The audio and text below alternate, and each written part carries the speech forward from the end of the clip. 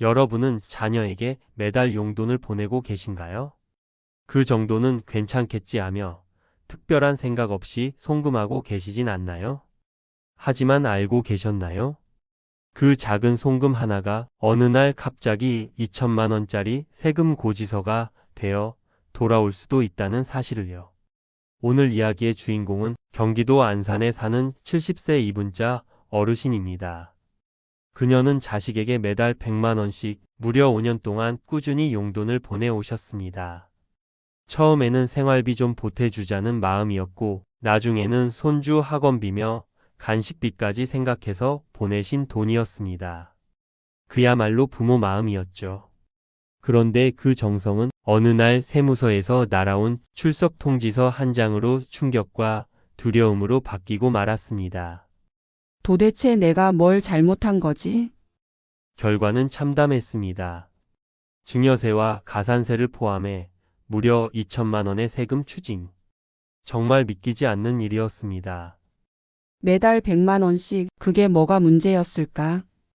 분짜 어르신은 지금도 그날의 통장 내역서를 꺼내보며 어디서부터 잘못된 건지 되짚어 보십니다. 그런데 이 이야기는 단순한 숫자의 문제가 아니었습니다. 문제는 금액이 아니라 기록과 증빙이 없었다는 데 있었던 겁니다. 세무당국이 문제 삼은 건 바로 이것이었습니다. 매달 같은 날짜에 같은 계좌로 같은 금액이 송금되었지만 그 돈이 정확히 무엇에 쓰였는지 어떤 용도였는지에 대한 설명이나 증거가 전혀 없었던 것입니다. 국세청은 이 반복적인 송금 패턴을 생활비가 아니라 계획적인 증여로 간주했습니다. 결국 5년간 보낸 6천만 원 전액을 증여로 보고 2천만 원의 세금을 부과한 것이죠. 그리고 더 억울한 건 분짜 어르신이 신고를 하지 않았기 때문에 원래 받을 수 있었던 5천만 원 비과세 혜택도 전혀 적용되지 않았다는 사실입니다. 그녀는 그냥 몰랐던 겁니다. 신고를 해야 하는 줄도 메모를 남겨야 하는 줄도요. 이 이야기는 지금 이 순간에도 전국 곳곳에서 누군가가 겪고 있는 현실입니다. 그리고 그 다음 피해자는 어쩌면 여러분이 될 수도 있습니다. 하지만 걱정 마세요. 이 영상을 끝까지 보시면 이런 일을 막을 수 있는 방법을 분명히 알게 되실 겁니다. 지금부터 함께 보시죠. 내가 뭐 대단한 부자도 아니고 그저 자식한테 한 달에 100만 원씩 생활비 좀 보태라고 보낸 것뿐인데 갑자기 출석 통지서라니. 심장이 쿵 내려앉더라고요. 분짜 어르신은 우리 주변에서 흔히 볼 수 있는 평범한 어머니였습니다. 남편이 돌아가신 후에도 혼자서 자식 걱정, 손주 걱정뿐이었습니다. 그래서 본인의 국민연금과 작은 노후 자금을 쪼개가며 매달 100만 원씩 자식 통장으로 보냈습니다. 그 마음엔 계산도 조건도 없었습니다.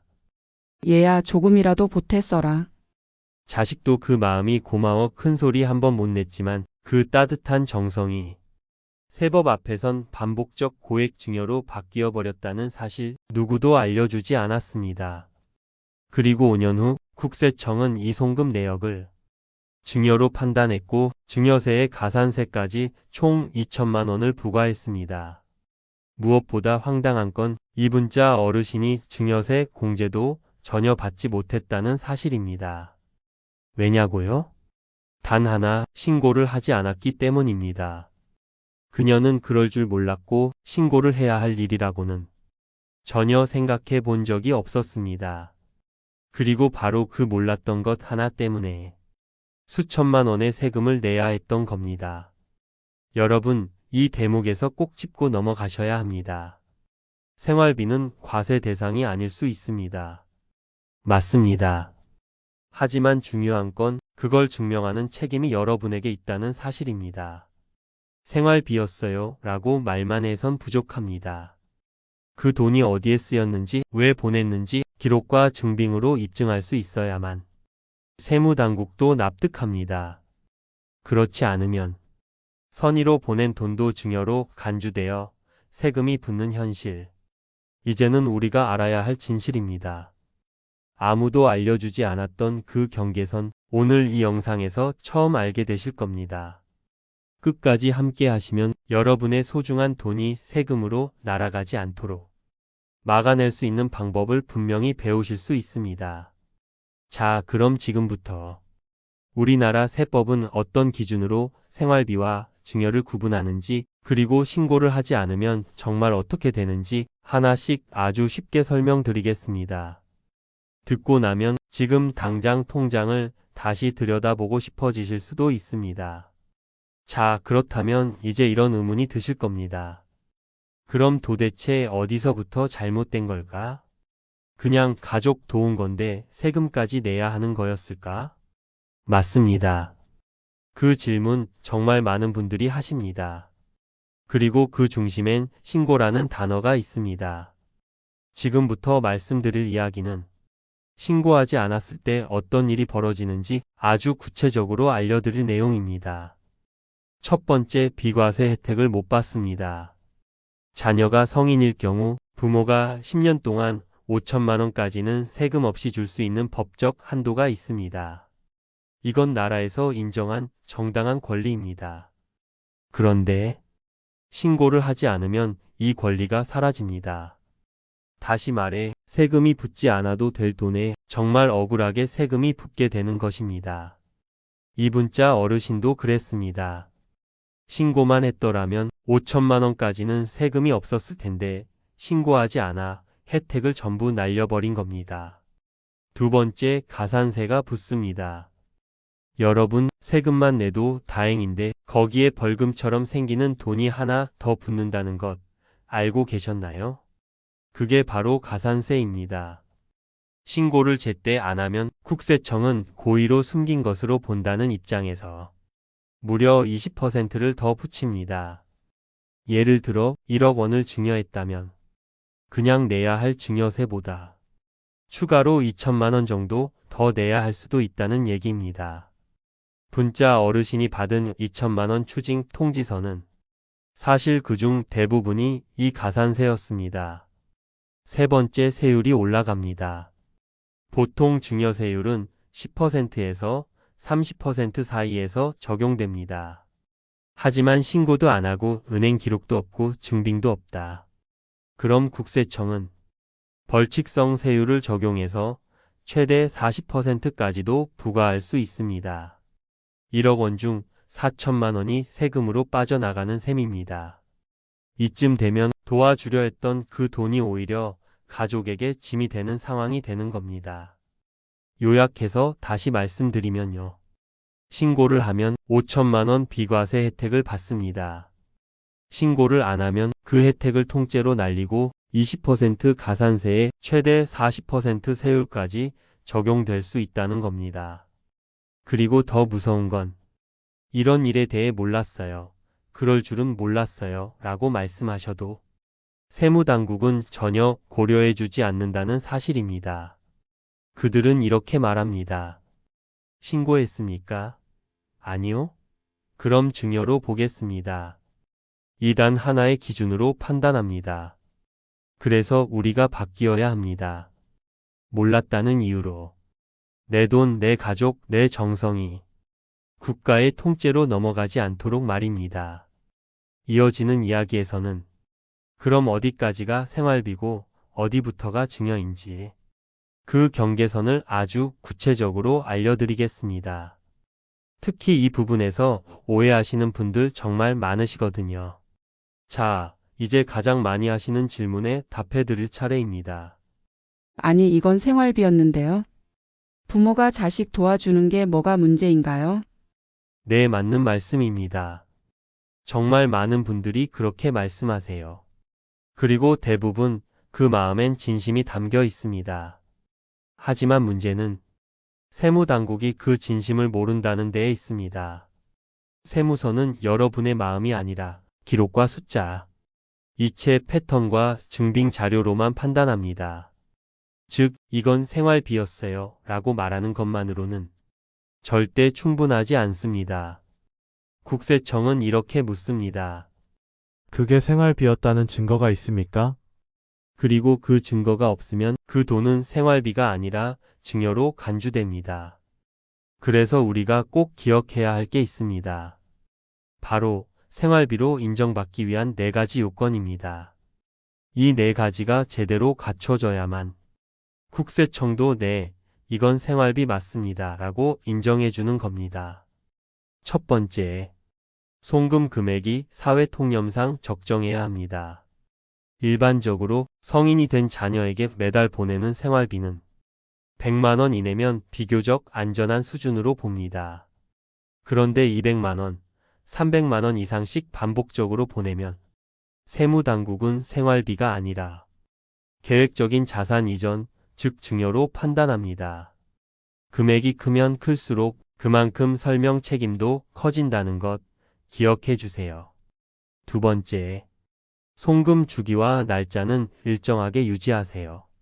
들쭉날쭉하면 의심을 받습니다. 예를 들어 매달 15일 고정된 금액을 보내는 방식은 생활비로 인정받기에 가장 적절한 형태입니다. 생활처럼 보내야 진짜 생활비로 받아들여집니다. 세 번째, 용도와 목적이 명확해야 합니다. 이체 메모에 꼭 적으셔야 합니다. 생활비, 병원비 정산, 손주 학원비, 월세 지원. 이렇게 구체적이고 실제적인 용도를 남기셔야 이건 생활비입니다 라는 근거가 됩니다. 그냥 보냄, 용돈, 도움. 이런 추상적인 표현은 피하셔야 합니다. 이건 오히려 세무조사 시 불리한 증거가 됩니다. 네 번째, 실제로 생활비로 사용되었다는 증빙 자료가 있어야 합니다. 이게 가장 중요합니다.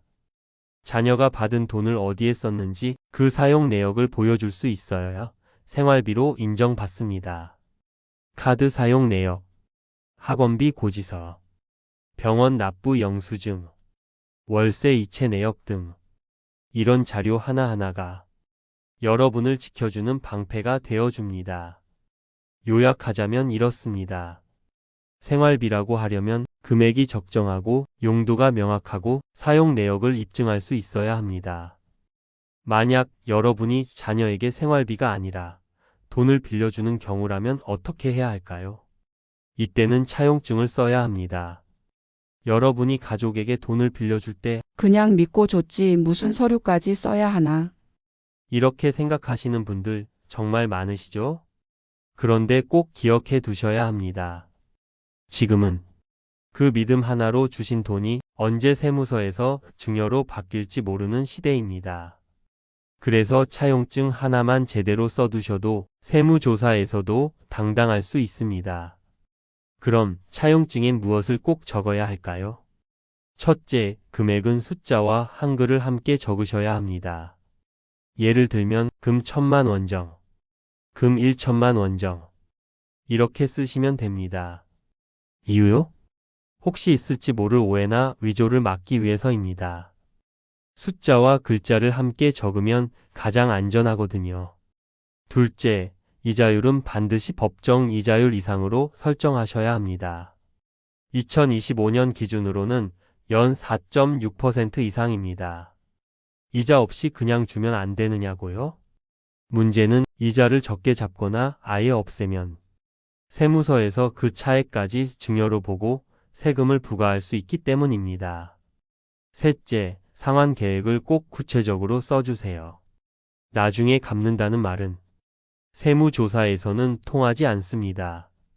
예를 들면 2025년 6월부터 매월 15일에 원금 50만 원과 이자 3만 원씩 상환. 이렇게 정확한 날짜와 금액이 있어야 합니다. 이게 있어야 돌려받기로 한 돈이다 라는 걸 증명할 수 있습니다. 넷째, 날짜와 자필 서명은 필수입니다. 날짜가 없으면 언제 주고받은 돈인지 설명할 수 없고 서명이 없으면 그 문서의 신빙성도 떨어지게 됩니다. 인감 도장보다 직접 손으로 쓴 서명이 더 강력한 증거가 된다는 것 꼭 기억하세요. 그리고 마지막 다섯째, 가능하시다면 공증까지 받아두시면 가장 안전합니다. 공증이란 이 문서는 진짜로 작성된 것이고 법적으로도 유효합니다 라는 공식 인증입니다. 비용은 보통 몇만 원 정도밖에 안 들지만 그 한 장이 수천만 원을 지켜주는 방패가 될 수 있습니다. 자, 요약해 드릴게요. 차용증엔 꼭 다음 5가지를 적으셔야 합니다. 금액은 숫자와 한글로 병기. 이자율은 법정 기준 이상. 상환 계획은 구체적인 날짜와 금액. 날짜와 자필 서명. 가능하면 공증까지 받아두기. 이 5가지만 지키시면 여러분이 자녀에게 빌려주신 그 돈이 나중에 세금으로 바뀌는 일은 절대 없을 것입니다. 분짜 어르신은 지금도 그날의 통장 내역서를 꺼내 보시며 이렇게 말씀하십니다.